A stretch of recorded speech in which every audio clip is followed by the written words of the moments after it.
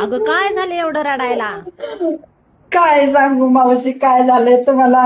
4 दिवस झालं phone check करते, लाडक्या बहिणीचं पैसे आलं नाही. ते बघा 4 महिना झालं मला 1 रुपया मिळालं नाही. मी काका काकी मामी मामी सगळ्यांना फोन करून बसली, सगळ्यांना पैसे आले तेव्हा माझंच पैसे आले नाही. ते काय करू सांगा? मी लाडकी बहीण होती मुख्यमंत्र्यांची, आता मी त्या यादीत नाही हो. मला भाव नाही हो आता, त्याच्यामुळे मला पैसे आलो नाही. तो मला भावानं प्रॉपर्टी मधनं डिस्चार्ज केलं.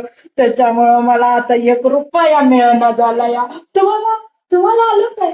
बघा तुम्हाला पण आलं की हो, आणि मलाच काय झालं हो. सगळ्या भावकीला सगळ्या गावांना मी फोन लावून बसली. आज मी महिना झालं सकाळ दुपार संध्याकाळ आणि खात नाही, पण फोन लावून विचारते. सगळ्यांनी लाडक्या बहिणीचं पैसे मिळाले, ती एकमेव मीच आहे जे मला पैसे मिळाले नाही.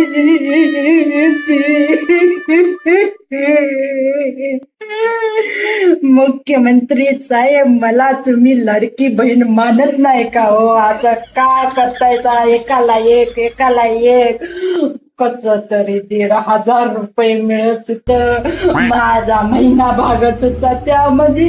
आता ती पण मेहनती मतदान मागून नेलं आणि त्याचं पैसे पण दिलं नाही.